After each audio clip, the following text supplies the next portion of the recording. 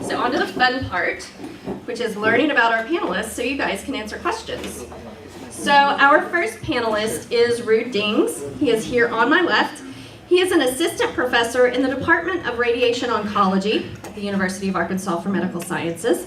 He received his PhD from the University of Maastricht. Is that right? Okay. In the Netherlands, studying the tumor microenvironment. After which he did his postdoctoral work at the University of Minnesota, focusing on anti-tumoral and antimicrobial drug discovery. In 2014, he was recruited to UAMS and is now a project leader of the recently renewed Phase 2 UAMS Center for Microbial Pathogenesis and Host Inflammatory Responses grant led by Dr. Mark Smeltzer. Within this center, he studies the crosstalk between the gut microbiome and non-gastrointestinal cancers. Please join me in welcoming Ruud Dings. Thank you very much. Those were a lot of big names, big words, actually, when I think about it. So yes, my lab focuses on studying tumor development in essence. We're particularly interested in seeing the changes of the vasculature. And recently, with the funding of the COBRE as well, we're able to extend that and seeing how the microbiome, particularly the gut microbiome, and particularly at this point the bacteria within, how they actually influence tumor growth. And we've now seen the first studies that actually, if you perturb or if you modify the microbiome by, for instance, what we are studying, by antibiotics, cancer actually grows faster. So the first studies are coming out that this is particularly true for colon cancer, but we're actually taking it one step further and looking at systemic changes in the serum or in blood to see how this influences non-colon cancer. And then our interest is skin cancer such as melanoma, but also ovarian cancer. So we're looking at things more from the host or more from the tumor biology point of view rather than what's going on the microbiome. But we hope that from that angle we learn more and we can manipulate and learn more about the biology on both sides. The host, but also the potential pathogens, how they crosstalk and how they influence each other. Up until now, most of those studies were done and were led by mucosal immunologists studying the gut mucosal layers. And now our field, our general field of cancer biology, is more and more recognizing that there are more things are changing and more things are influenced by the gut microbiome. We kind of have been ignoring all these years. So we're hoping that we're going to be at the front of this wave in the cancer biology field, because in essence it's really at its infancy. How the crosstalk is going, what actually is going on. So that's the short thing of things. There's way more things going on, and I can talk about way more specific things, but that's kind of the take-home message, I think, for now. Okay, thank you. That's a good overview. Thank you, Ruud. Our next panelist is Richard Fry. He is the Director of Autism Research at Arkansas Children's Research Institute and Director of the Autism Multi-Specialty Clinic, Neurometabolic, and Neuroimmune Clinics at Arkansas Children's Hospital.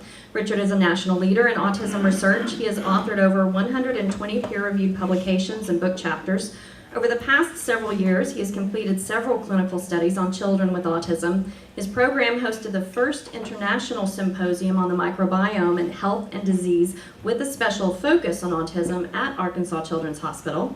He will be launching a clinical trial on microbiota transfer therapy for adults with autism in the near future. Please join me in welcoming Dr. Richard Fry. Thanks for that great introduction. Thanks for the... Oh, turn the microphone on. It may not be on. Yeah, thanks.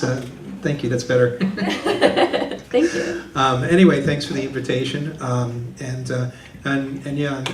thanks for coming to hear about microbiome and autism.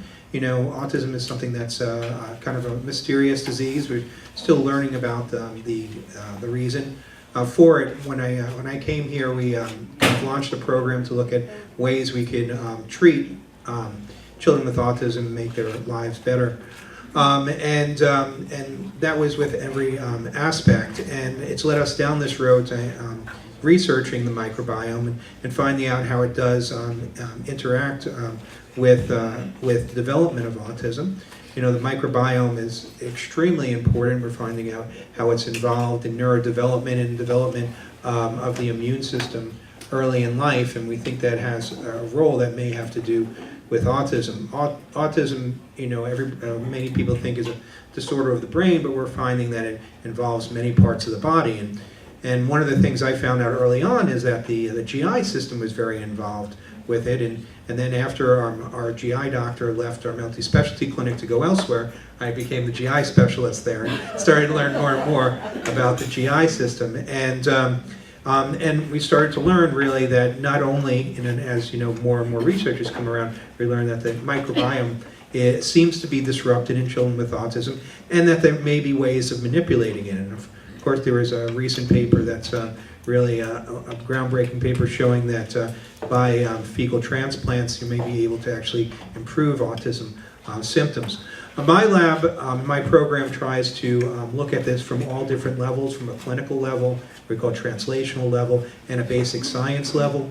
And so, you know, we use this information in our clinic to treat patients, but also run clinical trials, which are going to actually get us to the answer of, you know, what these treatments can do, if they can do what we hope that they can do by changing the microbiome in patients. And then we also have our basic science laboratory where we actually look at how metabolites of the microbiome actually regulate metabolic systems. We particularly concentrate on the mitochondria, but we're also looking at the immune system and how the metabolites of the bacteria that make up your microbiome will actually modulate some of your physiological systems, and thus have an answer of, you know, what are the steps in which, you know, bacteria in your gut can actually change the way your body works. That sounds great. Thank you, Richard Fry. Our final panelist is David Ussery. He was born and raised in Springdale, Arkansas. He's been working with bioinformatic analysis of bacterial genomes since the first sequence was published in 1995. He published one of the first textbooks in the field of comparative genomics. He has published more than 200 papers, which have been cited more than 10,000 times, including 2 papers with more than 1,000 citations.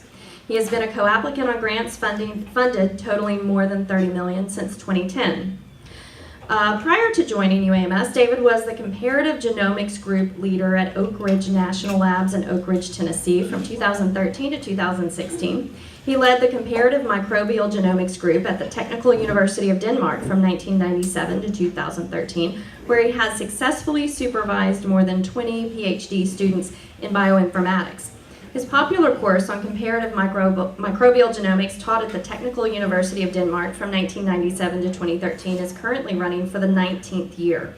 One-week workshops based on this course have been held in North and South America, Europe, Asia, and Africa. David has collaborative projects with groups in Belgium, Denmark, France, Germany, the Netherlands, Norway, Spain, Sweden, and the UK, as well as in the US. David received a doctorate in molecular biology in 1993 from the University of Cincinnati College of Medicine, and he did a postdoctoral fellowship at Oxford University from 1992 to 1996. He earned his master's degree in biophysical chemistry at the University of New Mexico in Albuquerque. He earned a bachelor's degree in chemistry from William Jewell College in Liberty, Missouri in 1982, and graduated from Springdale High School in Springdale, Arkansas in 1978, which is the most important, of course. So please welcome David Ussery. Okay. Our group here is actually, we're working a genomics group, as Dorothy said, and some of you might have heard me earlier talk with Dorothy on the radio. And so I've only been here about a year. In fact, we moved here 1st of June last year, so I've been here 1 year back now in Little Rock. And Arkansas has changed a bit since I left in 1978. And Springdale certainly has changed. Springdale's very small. Quite a bit. And so We have a new center here called the Center for Genomic Epidemiology. And the idea behind this is, I'm very interested in genome sequences. And the microbiome, the way that you see who's there, you know, if you watch like CSI, you know, these detective shows, if they can find the DNA, they can know who did it, right? And so with the bacteria, it's the same. If you know the genome sequence, you can figure it out. So someone is sick, they come to the doctor, and the doctor somehow mysteriously gets this sequence, right? For the sake of the argument, it's this black box. And they get the sequence and they say, okay, this person has a bacterial infection, give him this antibiotic. So really there are three questions we want to know. The first question is, what is it? So someone's sick, what's causing this? The second one, from the doctor's point of view, is how do we treat it? You know, do you give them, is it a virus, is it a bacteria, do you give them antibiotics, how do you treat it? And the third thing is keeping track of it. Have we seen this before? So in Springdale, they had this big measles outbreak. And the Arkansas Department of Health went and took samples from people, and they have 3,000 people that tested positive for measles. And so that's quite a bit. And so we have these samples, and now we can actually sequence the virus. And the way that we sequence this, and I showed this to Dorothy, on the radio it's kind of fun because you can't really see it on the radio. But Dorothy explained it. I got to describe it. It was awesome. You could hear the package wrinkling and handed it over to me, and I got to describe what I was seeing. I love that about radio. So this is new technology. This is called third generation sequencing. And a lot of hospitals right now, many hospitals, including UAMS, they want to sequence something, they buy this huge sequencing machine that costs $500,000, $700,000. Every time you run it, it costs $20,000. It takes a lot of time. And basically, you do the same thing on this little stick here. And in fact, they have one that they're marketing, that they have pictures of. They don't have it yet, but you can put it on your iPhone and you can sequence. And this has these little bitty, it's a very small little thing, and you pipe out a sample in there. Now you have to prepare it, you have to be very careful. This is used, obviously, right? But you put a sample on there, and you can sequence. And within 15 minutes, you get results. And you get fairly long reads, around 15,000 nucleotides. So now, we did a workshop in Norway last week. We got 85, 100,000 reads, nucleotides, per one read. And so on Monday, we gave the students a tube of unknown DNA, and they pipetted it on here. And then we talked for a little bit, had lunch, came back, and they then looked at some of the sequences that they'd done, and every one of the students could identify what the bacteria was, just based on the sequence from one of these. So this is very fast, you know. Okay, right now, these are, if you buy just one, it's $1,000, you know, but it's like Sam's Club. If you go, you buy a bunch. So when you buy 48, it costs $500. So it's kind of expensive. But the price is going to continue to go down. And for the mumps virus, it turns out we could do 100 mumps virus on one of these. Okay? So now it's $5 a sample. That's not too bad in terms of price, right? It's getting there, and the technology is really changing. So what we're doing is we're using this. Now, having said that, I told you about Springdale and the mumps virus, right? And we got one of these, we're all excited. But this generates a lot of data. And in fact, the next one's going to generate even more, I'll talk about in a minute. But even this generates about 1 terabyte of data. Now, you guys probably know, you can go to Best Buy, you can buy a terabyte drive, right? But 1 terabyte at once is a lot. And so we have some postdocs in our lab that we're using for the mumps sequence. And up in the Fayetteville campus, they have a supercomputer. And we managed to crash their computer just on one of these. And we're doing one of these every day. And pretty soon we'll probably be doing more. And so we're generating a lot of data.